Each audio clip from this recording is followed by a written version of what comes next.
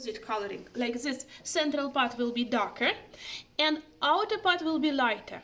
That's why this central part of spinal cord is known as gray matter, yes, and this peripheral part is known as white matter.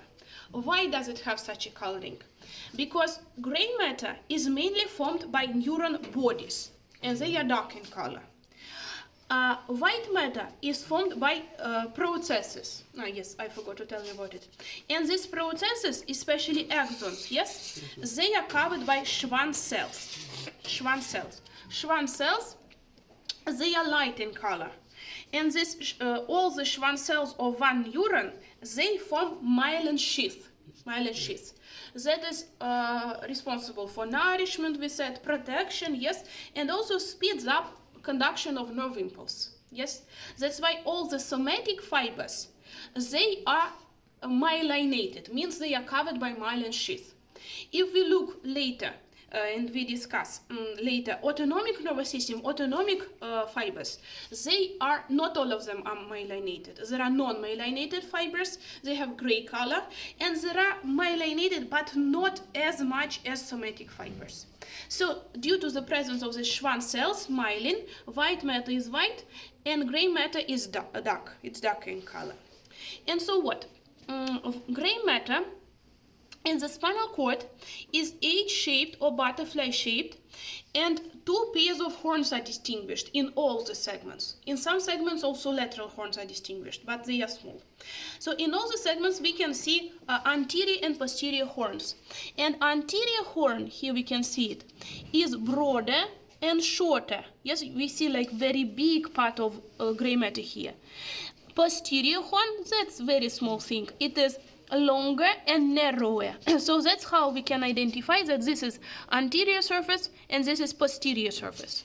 The other thing which we can see is anterior median fissure, which we can see in the middle of the anterior surface of the spinal cord here. And if we compare this anterior median fissure with posterior median sulcus, that is in the middle of the posterior surface of spinal cord, anterior median fissure is much deeper. Yes, it is visible. Moreover, we can say that anterior median fissure contains anterior spinal artery. That is a branch of vertebral artery that supplies spinal cord. So, this is anterior surface, this is posterior surface, this is anatomic position of spinal cord. That's how you have to distinguish it. So, topography, yes? No, topography of spinal cord. Skeletotopy, first of all. We have to say that superior boundary of spinal cord is located at the level of foramen magnum, and inferior boundary of spinal cord in females is located at the level of the second lumbar vertebra, and in males it is located at the level of the first lumbar vertebra.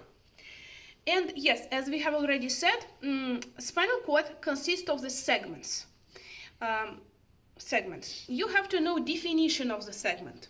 Segment of spinal cord is a transverse section of spinal cord with two pairs of roots arising from it. Two ventral roots or anterior roots and two dorsal roots or posterior roots. Here we can see it.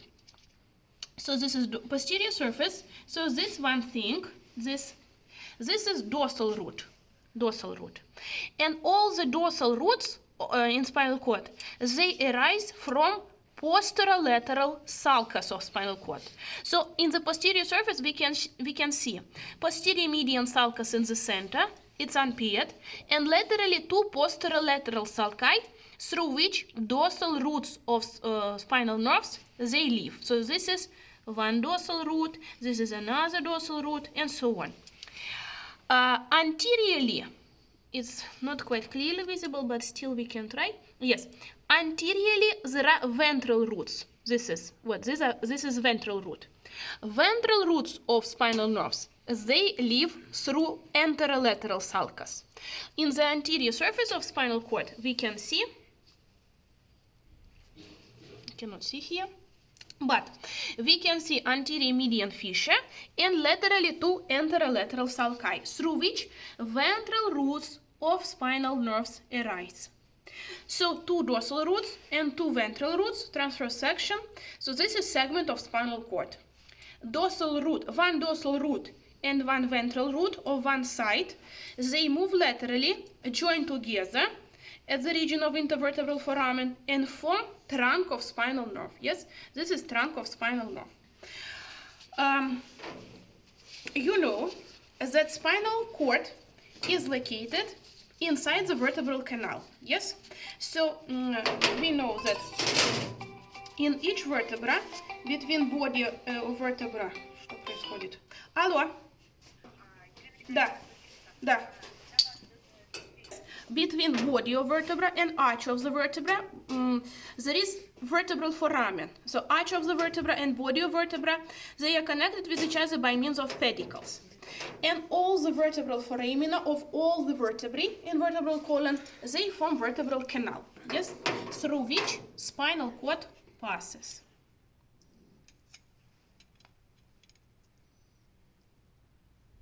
Like this.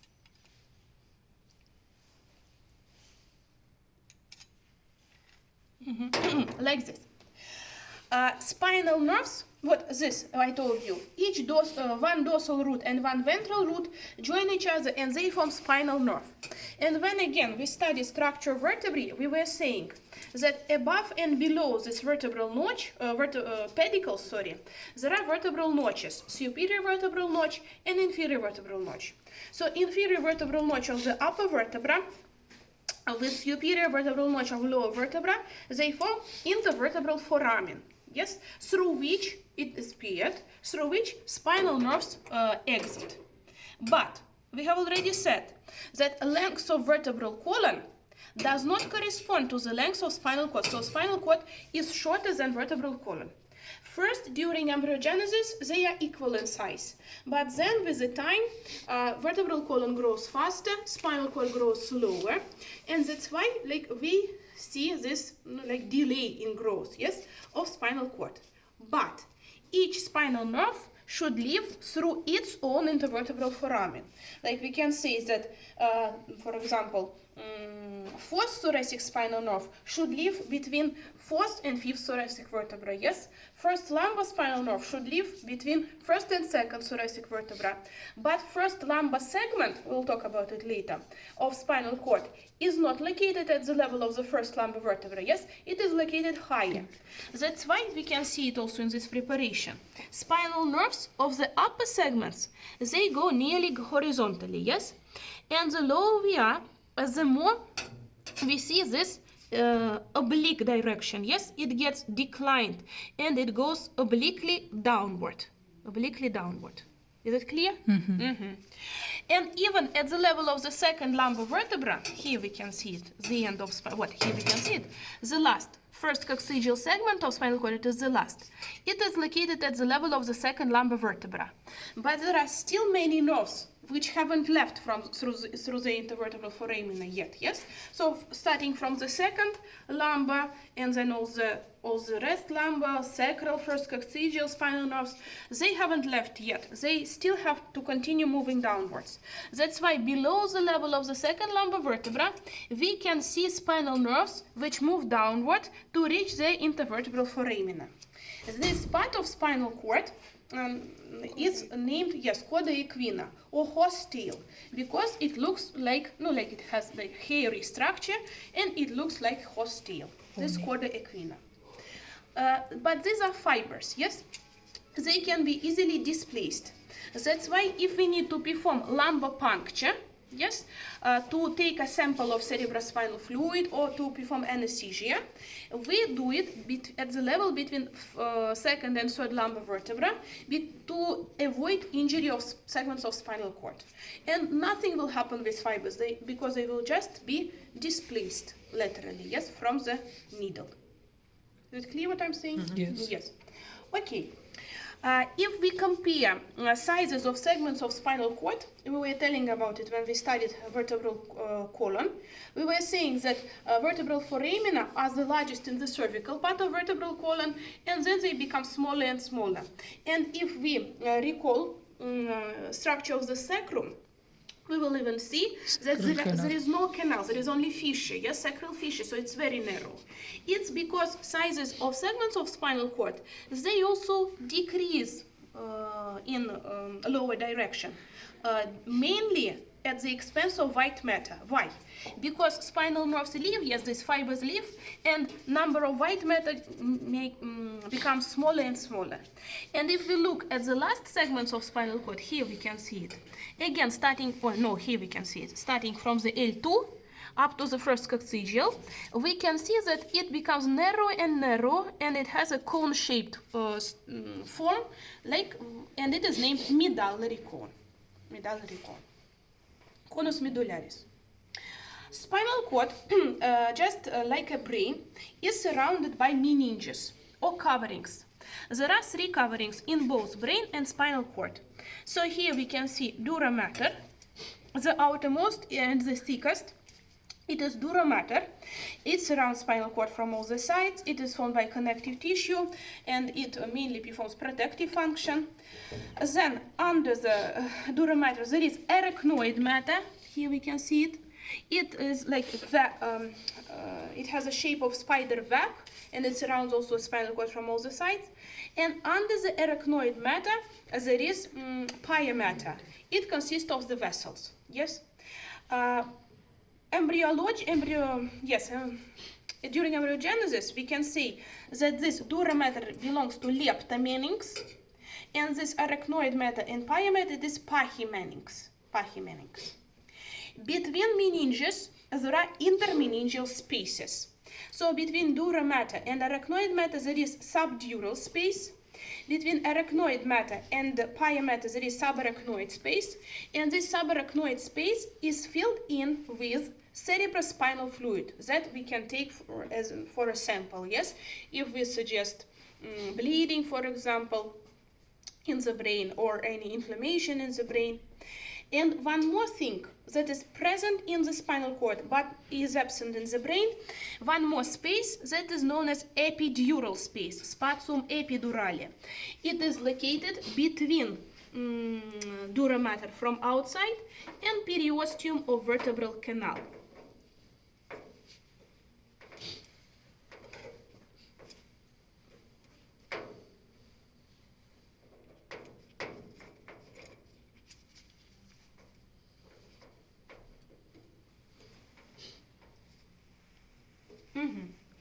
So here, between dura mater from outside and periosteum canal, there is an epidural space that is also filled in with a small amount of cerebrospinal fluid and fatty tissue. And here, into this epidural space, anesthesia is also performed. Such type of anesthesia is named epidural anesthesia. Why do we perform lumbar puncture below the level of second lumbar vertebra? How can we get this cerebrospinal fluid? Because despite the fact that, yes, here again, segments of spinal cord are over, meninges of spinal cord, they continue downward. Here we can see. And cerebrospinal fluid is present also here. And this structure is named filum terminale, that is formed by meninges, or terminal thread. And one more thing which we can see in the preparation, this is fixation apparatus of spinal cord. It is formed by the meninges, denticulate ligaments. They are triangular in shape. They are 20 pairs. Here we can see them. So they are formed by pia mater and arachnoid mater, and they move laterally, pierce the dura mater, and later they are attached to periosteum or vertebral canal. So here we can see them. They are 20 pairs, triangular in shape. That's it. So that's what we can see in the preparation. Not that much, but still you have to study. Any questions about it? What's this? These are, I think, nerves, like coverings of the nerves. Because when spinal nerves leave vertebral canal, they continue being surrounded, or here we can also see it, they continue being surrounded by meninges also. Nerves are also surrounded by meninges. Yes. Not at all the distance, but at the beginning they are surrounded, yes. Any other questions?